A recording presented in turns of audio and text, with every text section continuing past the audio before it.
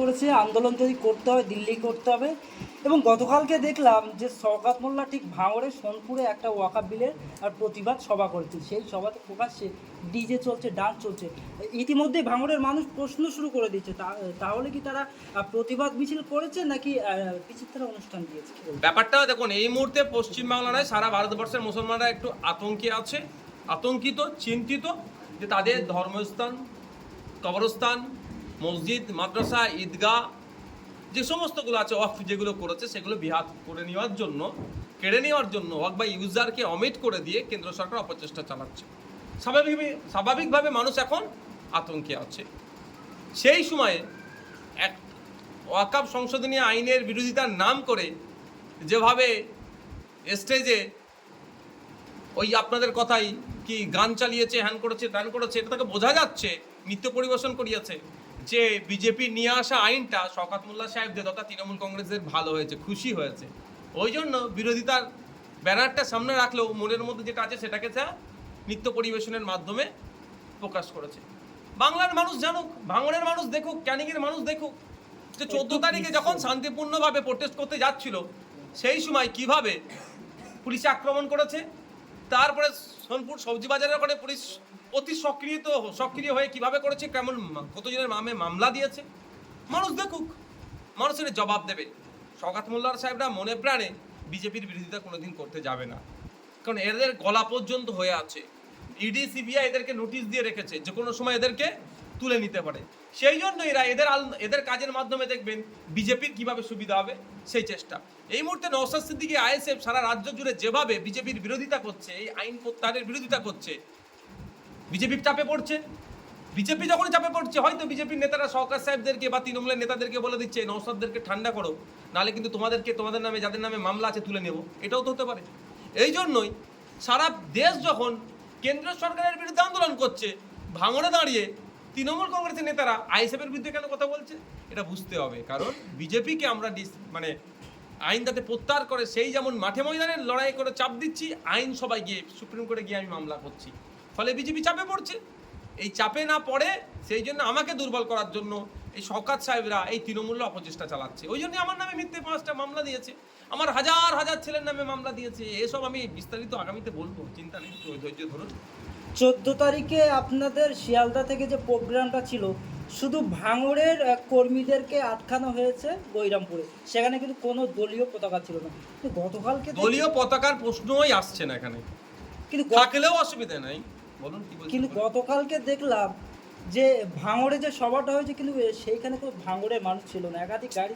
ভাঙড়ের মানুষরা দিক থেকে মুখ ফিরিয়ে নিয়েছে। ভাঙড়া থেকে যতটুকু মানুষ গিয়েছে ভয় দেখিয়ে প্রেশার দিয়ে নিয়ে গিয়েছে। ক্যানিং থেকে লোক এসেছে, হাড়োয়া থেকে লোক এসেছে, মিনাখা থেকে লোক এসেছে, জীবনতলা থেকে এসেছে, সন্দেশ খালি থেকে লোক নিয়ে এসে ভিড় করিয়েছে এরা। আমি এটা কাপড় বলছি, রাজারহাট থেকে লোক নিয়ে এসে ভিড় করিয়েছে। এদের দুরবস্থা এরা ভালো করে জেনে গিয়েছে, ওই জন্য পুলিশকে দিয়ে আটকানোর চেষ্টা করছে। ব্যাপারটা হচ্ছে শান্তিপূর্ণ গণতান্ত্রিক প্রক্রিয়ায় মিটিং মিছিল যে কেউ যে কোনো জায়গায় করতে পারে, শুধু দিল্লি গিয়ে করতে হবে। যে বলছে তাকে বলবো তাহলে ভোটের সময় দিল্লি গিয়ে ভোটটা চাইবেন। আর ভোটারদেরও বলবো ভোটের সময় যদি ভোট চাইতে আসে এই ধরনের নেতাগুলো তাদেরকে দিল্লিমুখী করিয়ে দেবে। মুখ্যমন্ত্রী যে ইমাম মহাজেনদের নিয়ে যে বৈঠক করলো, সেখান থেকে মুখ্যমন্ত্রীও বললো যে দিল্লি গিয়ে বৈঠক করতে, এই মিছিল করতে হবে, প্রতিবাদ করতে হবে। তার সঙ্গে আপনার একটা ভাই যারা কাশেম সিদ্দিক, তিনিও তার সঙ্গে সুর মিলিয়েছে যে দিদি ঠিক বলছে, এটা দিল্লিতে পাঠিয়েছে, দিল্লি গিয়েই করতে হবে। কাসেম ভাইজান কি বলেছে আমি শুনিনি, মুখ্যমন্ত্রীর কথা আমি শুনেছি, আর ফিরাদ হাকিমের কথাটাও শুনেছি, কারণ এসেছি। কাসেম ভাইজান যদি কথা বলে থাকে, কাসেম ভাইজানও যে কথাটা বলেছে ঠিক কথা বলেনি, ভুল কথা বলেছেন। গণতান্ত্রিক প্রক্রিয়ায় যে কোনো জায়গায় আন্দোলন যে কোনো জায়গায় মানুষ করতে পারবে, হ্যাঁ শান্তিপূর্ণভাবে আন্দোলন করতে হবে। মুখ্যমন্ত্রী কথাটা বলেছেন, সেটাতে কথাটা আমি বলবো তিনি রাজ্যের প্রধান হিসাবে কথাটা প্রত্যাহার করে নেওয়া দরকার, আর যারা বলেছে তাদের প্রত্যাহার করে নেওয়া দরকার। ব্যাপারটাও একটা আপনাদের বলি, এই জ্বালাটা কোনখানে, কেন বাংলায় আন্দোলন করতে আটকাচ্ছে? বাংলায় আন্দোলন করলে মহারাষ্ট্রে আন্দোলনের তীব্রতা বাড়বে, বাংলায় বড় আন্দোলন হলে ত্রিপুরার আন্দোলনের তীব্রতা বাড়বে, বাংলায় আন্দোলন হলে আসামের আন্দোলনের তীব্রতা বাড়বে। ফলে বাংলা থেকে ছড়িয়ে পড়বে আন্দোলনটা সারা ভারতবর্ষে, এবং বিজেপি চাপে পড়বে সারা সেন্ট্রালি। সেইটা আটকানোর জন্য এইগুলো চলছে। আর আপনি যে বললেন ইমাম সম্মেলনের ব্যাপারে, ওই 8 বছর 10 বছরের ছেলের ইমামগুলোর কথা বলছেন না, হাফ প্যান্ট পরে যে বাচ্চাগুলো এসেছিল ইমাম, ওদের কথা বলছেন?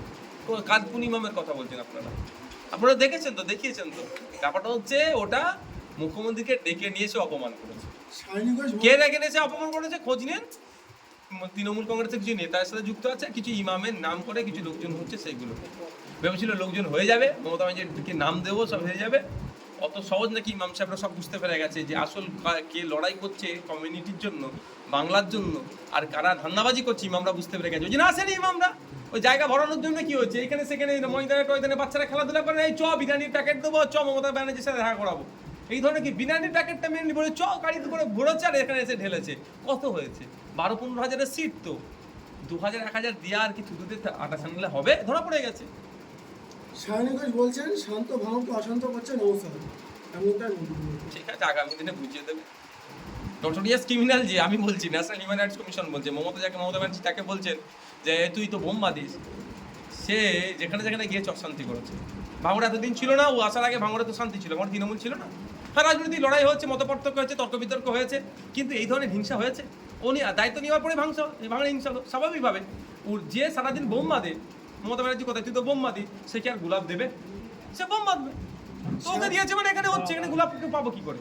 সায়নী ঘোষ বলছেন পার্লামেন্টে হুজুর তো যায়নি, হুজুর বুঝবে কি পার্লামেন্টে আমরা আওয়াজ তুলছি ওয়াকআপ নিয়ে, তিনি যদি যান তারপর বুঝতে পারবেন আমরা গলা ফাটাচ্ছি পার্লামেন্টে। কি বলবেন? বলুন, যদি সত্যিকারে আপনারা গলা ফাটিয়ে থাকেন, সত্যিকারের অর্থে যদি আপনারা ওয়াকআপ সংশোধনী আইন প্রত্যাহার করতে চান, তাহলে আপনাদের একাধিক এমপি ভোট দেয়নি, তাদের বিরুদ্ধে কি ব্যবস্থা গ্রহণ করছেন সেটা বলতে। ওনাকে বলুন যে আপনি যে ওয়াকআপ সংশোধনী আইনের বিরুদ্ধে ভোট দিয়েছেন এটার প্রমাণ পাবলিক ডোমিনে আনুন, এটা ওনাকে বলে রাখছি। আপনাকে বলছি উনি দিক, তাহলে দুধকে দুধ পানিকে পানি হবে। কারণ ভোটাভোটের সময় ইদার কা মাল উদার হয়ে যায়। ভোটাভুটি অংশগ্রহণ করছে, কিন্তু কাকে ভোটটা দিল, বিজেপিকে দিল না বিজেপির বিরুদ্ধে দিল, সেটা ওনাকে পোস্ট করতে বলুন। আর দুটো এমপি, সিনিয়র মোস্ট এমপি রাজ্যসভাতে ভোট পৌঁছিয়েছে, কেন ভোট পৌঁছালো এর কারণটা জানাতে বলুন। থানার বক্তব্যের মাধ্যমে তিনি বললেন যে जब तूफान आता है हुजूर का झोपड़ी उड़ जाता है और जब वही तूफान आता है हमारा दीदी चप्पल सुखाता है। দেখুন, ব্যাপারটা হচ্ছে আমি রাজনীতি করি, গণতান্ত্রিক যে আমাদের প্রক্রিয়া সেটাকে মান্যতা দিয়ে, এবং কাউকে কোনো ভাষা দিয়ে কটূক্তি করে আমি রাজনীতি করি না। আপনারা জানেন অভিষেক ব্যানার্জি আর মমতা ব্যানার্জির যে সম্পর্ক, ভাইপোনা ছেলে নিয়ে অনেক বিস্তর তর্ক বিতর্ক হয়। আমি কিন্তু সবসময় এটাকে আটকাই এবং এটুকু বলি, কে কার ছেলে কে কার ভাইপো সেই দিয়ে আমার লড়াই নয়। আমার লড়াইটা হচ্ছে মানুষের অধিকার পাচ্ছে কি পাচ্ছে না। ক্ষমতায় আসার আগে দিয়ে দেওয়ার কথা বলেছিল, এখন দিচ্ছে না কেন? অকাশ সম্পত্তি উদ্ধারের কথা বলছিল, এখন অকাশ সম্পত্তি উদ্ধার হয় না কেন? এই নিয়ে লড়াই। সুতরাং একটা কথা বলতে পারি, এই এই এই এই ভদ্র মহিলায়, এই ভিডিও আমি আপনাকে প্রমাণ দেখিয়ে দেবো, রাজনৈতিক মঞ্চ না থেকে হলো অন্য মঞ্চ থেকে মমতা ব্যানার্জি নামে অনেক উৎসাহ ছুটেছে। স্বার্থের ধান্দাবাজি, এগুলো স্বার্থের জন্য এখন মমতা ব্যানার্জি জিন্দাবাদ বলছে। কালকে এই ভদ্র মহিলারা আমি বলছি, যদি প্রয়োজন হয় শুভেন্দু অধিকারী জিন্দাবাদ বলতে এক পা পিছপা হবে না। যদি অমিত শাহ জিন্দাবাদ বললে এদের লাভ হয়, দেখবেন এরা অমিত শাহ নামে জয়ধ্বনি দেবে। এগুলো হচ্ছে কি, এরা হচ্ছে সেশনের, যখন যেটা সেশন চলে তার উপরে লাভ উঠে পড়ে। যে ডুবতে চাইবে তাকে ডুবিয়ে দিয়ে অন্য জায়গায় লাভ মারবে। এরা পাঁচিলে উঠে থাকা, বসে থাকা, এদের কথাটা আমি জবাব প্রয়োজন বোধ করছি না, আমার লেভেলেরা আসছে না। আবার বলছে যে হুজুর গান গাইতে পারেন, এই জন্য হুজুরের আমাদের উপরে রাগ বেশি, আমি গান গাই বলে। আমি বারণ করছি না ওনাকে গান গাইতে। আমি কি একবারের জন্য বলছি উনি গান গাইবেন না? একবারের জন্য কোনোদিনও বলেছি? কিন্তু এটা একটা শোকের মধ্যে আছে, আতঙ্কের মধ্যে আছে, চিন্তার মধ্যে আছে, সেখানে এসে আপনি গান গাইয়ে কি প্রমাণ করাতে চাইছেন? এক নম্বর কথা। দ্বিতীয় কথা হচ্ছে একটা জনপ্রতিনিধির গান গাইবেন কি গাইবেন না, তার থেকে বড় কথা তিনি পার্লামেন্টে গিয়ে তিনি আইনসভার মধ্যে গিয়ে তার নির্বাচনী ক্ষেত্রের জন্য কথা বলবেন। আমি সায়নী ঘোষ মহাশয়কে চ্যালেঞ্জ করছি, উনি এই যে প্রায় 6 মাস হয়ে গেছে এমপি হয়েছেন, 6-8 মাস হয়েছে, তো এই 6-8 মাসের মধ্যে যেখানকার ভোট চুরি করে উনি ক্ষমতায় আসলেন, ভোট চুরি হয়েছে, তো চুরি এই জন্য ভোটের দিনে আমাদের এজেন্টকে বসতে নিয়ে মাথা ফাটিয়েছে, মহিলাদেরকে ছাড়ে নিয়ে আমাদের নেতৃত্বদেরকে ডিটেন করেছে পুলিশকে দিয়ে, অবৈধ পন্থা অবলম্বন করে উনি জিতেছেন, যেহেতু ওনার কাছে সার্টিফিকেট আছে। এই যে উনি যে থেকে সার্টিফিকেট পেয়েছে আজ পর্যন্ত লোকসভায় দাঁড়িয়ে ভাঙড়ের মানুষের উন্নয়নের জন্য কটা শব্দ খরচ করেছে, এটুকু জানতে চাইছি আমি। উনি বলুক, এখানে তো সংসদ টিভি আছে, নাহলে আমাদের বিধানসভা টিভি নয়, আমরা সবটা বলতে পারি না, কিন্তু সংসদ টিভি আছে, সংসদ টিভিতে সব রেকর্ড আছে। সে রেকর্ড কাটিং করে পাবলিক ডোমেনে ছাড়ুন, তাহলে বুঝতে পারবেন তো। উনি গান করতে পারেন বলে ওনার আমার গানের প্রতি আমার একটু হিংসা নয়, কিন্তু উনি একজন জনপ্রতিনিধি, ওনার গান করার থেকে আগে দায়িত্ব নিতে হবে যে মানুষ যাতে ভালো কিভাবে থাকে। উনি বলছে যে আমি কতটা আওয়াজ